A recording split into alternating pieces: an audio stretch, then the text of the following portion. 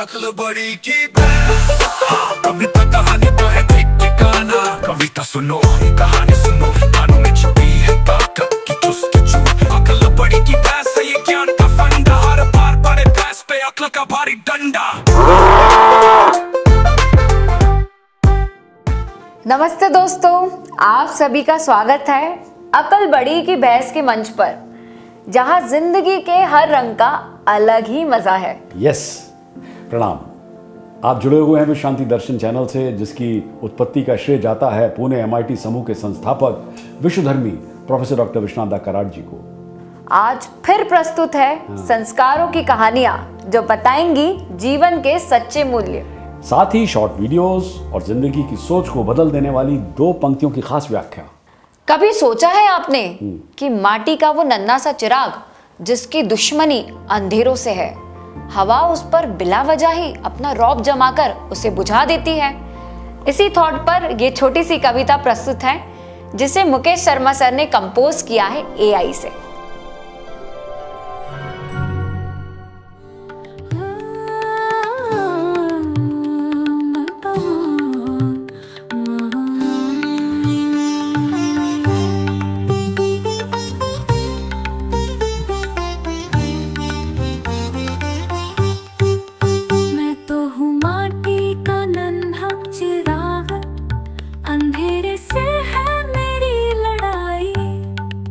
फिर क्यों खिलाफ है हवा मेरे, ये बात समझ में नहीं आई।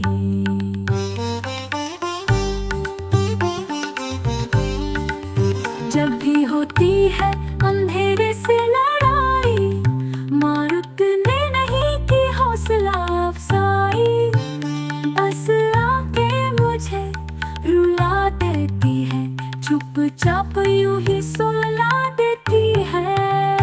इंसान मेरा मित्र मुझे सुहाता है, जन्म जन्मों का गहरा नाता है, हर मुश्किल में मुझे मारुत के थप्पड़ों से बचाता है।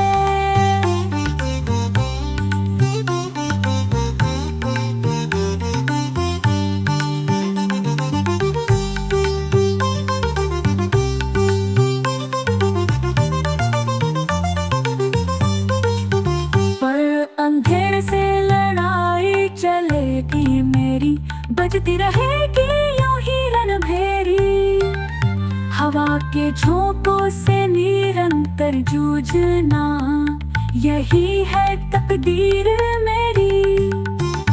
इंसान मेरा मित्र मुझे सुहाता है, जन्म जन्मों का गहरा नाता है, हर मुश्किल में मुझे मारुत के थप्पड़ों से बचाता है।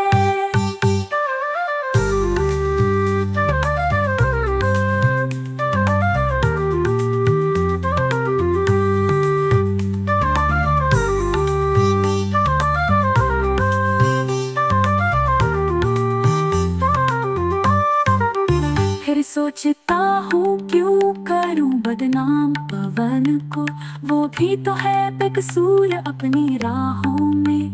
जब तक सांस है उसकी नियत चलना है, जब तक आस है मेरी नियति चलना है।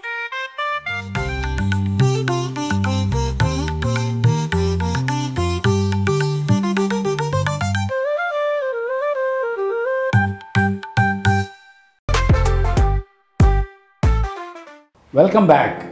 आओ अब डालते हैं एक नजर आज की 2 पंक्तियों पर। सर, ये तो मेरा फेवरेट सेगमेंट है। क्या है वो 2 पंक्तियां? बड़ी अलग सी हैं ये 2 पंक्तियां। आप देखो, जहर डेंजरस चीज, लेकिन इसका अपना अलग ही अंदाज है, इसका हिसाब भी बड़ा अलग है। मरने के लिए थोड़ा और जीने के लिए बहुत पीना पड़ता है। ओह गॉड, वाह सर वाह, कहाँ कहाँ से ढूंढ कर लाते हैं आप ये थॉट्स। अब जरा आपने ये पंक्तियां तो बता दी, अब इसके गहरे दर्शन पर भी प्रकाश डाल दीजिए। श्योर। दरअसल इन 2 लाइनों में एक देखा जाए तो पैराडॉक्स है। यहाँ जहर का सिंबॉलिक अर्थ है जीवन की कड़वाहटें, जैसे दुख, संघर्ष, असफलताएं। प्रेम में मिला धोखा, समाज का विषैला व्यवहार, कठोर सच्चाइयां वगैरह वगैरह। देखो, थोड़ा जहर मृत्यु का कारण बनता है कि साहब उसने जहर ले लिया, वो मर गया। लेकिन बहुत सा जहर आपको सहने की क्षमता देता है, यानी जब आप इतना दुख झेल लेते हैं कि उसकी आपको आदत पड़ जाती है, तो वही आपकी ताकत बन जाती है। बिल्कुल सर। तो क्या है जीवन का सबक, क्या है फलसफा रिद्धि, अब तुम समझाओ एग्जाम्पल देकर। Sir just let me know, am I right or wrong? You are going to be right. Sir जैसे एक इंसान नौकरी गंवाने पर सुसाइड कर लेता है, मतलब थोड़ा जहर, मौत, करेक्ट, यानी मौत। करेक्ट। दूसरा इंसान रोज रिक्शा चलाकर लोगों के ताने सुनकर भी बच्चों को पढ़ाता है, बहुत जहर पीकर जीता है। दरअसल अनुभवी शक्ति है, जिसने जितना विष पिया है वह उतना ही अनुभवी है। जैसे सदियों पुराना पेड़ तूफानों को सहकर भी मजबूत होता है। मजबूत होता है, एब्सोल्युटली राइट। क्या बात है रिद्धि, तुम तो बड़ा अच्छा विश्लेषण कर रही हो। जीवन में देखो, जहर तो मिलेगा ही, बिल्कुल, पर उसकी मात्रा और हमारा उसे पीने का साहस ही ये तय करेगा कि हम टूटते हैं या तबकर सोना बनते हैं। हाँ सर। ये दो पंक्तियां मनुष्य के रेजिलियंस की महिमा गाती हैं, इसीलिए दिल को छू जाती है। सर रेजिलियंस से मुझे पांडव याद आए। सर उन्होंने भी जीने के लिए बहुत जहर पिया था। और पांडवों से याद आया युधिष्ठिर, यानी आर्टिस्ट, महाभारत वाले आर्टिस्ट, याद आया कुछ? गजेंद्र चौहान जी। गजेंद्र चौहान जी, correct. क्या ख्याल है सर? देखिए उनके वीडियो की एक झलक, जब वो हमारे विश्व शांति दर्शन के स्टूडियो में आए थे। हो जाए? Why not? Let's see. Sure sir. Mahabharat से याद आया कि जाते जाते महाभारत का कोई ऐसा किस्सा जो आपको याद हो, शूटिंग के दौरान का हो, जो लोगों को पता नहीं है, जो आप ही जानते होंगे, शेयर किया हो आपने, ऐसी कोई अनसुनी कहानी? लंदन में शो कर रहे थे वेम्बले एरिना में। अच्छा। तो जो ऑर्गेनाइजर था वो थोड़ा लेट आया जी, और सब लोग तैयार होके बैठे थे। तो सबने कहा कि क्योंकि उसके ऊपर फाइनेंशियली काफ़ी पिछला भी बकाया था, वो सब उसको क्लियर करना था, और शो की तैयारी हो चुकी थी, ऑडियंस आ चुकी थी। तो वो जब वापस आए तो उन्होंने सारा अकाउंट क्लियर किया, और उसके बाद जब स्टेज पे जाने लगे तो जब सारे दृश्य शुरू हो गए वन आफ्टर अनदर, तो हमारे जो भीम जी थे ना, प्रवीण कुमार जी, वो अब रहे नहीं दुनिया में। बहुत ही जॉली किस्म के आदमी थे वो, पता नहीं किस धुन में थे उस शाम। और वो स्टेज पे आए और उनकी एक प्रतिज्ञा है कि मैं पांडु पुत्र भीम ये प्रतिज्ञा करता हूँ कि जब तक तुम्हारे खून से छाती के लहू से तुम्हारे केश नहीं धो दूंगा, तब तक मेरी अखंड प्रतिज्ञा है। तो उसको प्रतिज्ञा लेनी थी। तो सामने उनको दिख गया विदुर, तो उन्होंने विदुर को बोल दिया, जब तक तेरी छाती का। वो विदुर कह रहा है मैं नहीं, ये है ये। वो कह रहा है नहीं तू ही है। तो अलग धुनकी में थे, तो उन्होंने बार बार पूरी प्रतिज्ञा जो है उसी के ऊपर निकाल दी, विदुर को बोल दी। अब विदुर जो था वो NSD ग्रेजुएट था, तो वो पीछे आया, उसको बड़ा बुरा लग रहा था कि ये डायलॉग जो मेरे ऊपर नहीं था वो कैसे बोल दिया। तो उसने बोला, विदुर जी ने बोला, पर भीम जी आपने गलत डायलॉग मेरे ऊपर बोल दिया, दुशासन को बोलना था। तो भीम जी बोलते हैं, यार ये अंग्रेज बैठे हैं सारे, इनको क्या पता धोती में विदुर है कि दुशासन है। तो इस तरह के बहुत किस्से होते रहते थे स्टेज पे। ये महाभारत के अंतिम एपिसोड का है, लेकिन ये गहरा बहुत है, इसमें बहुत गहरी बात कही गई है।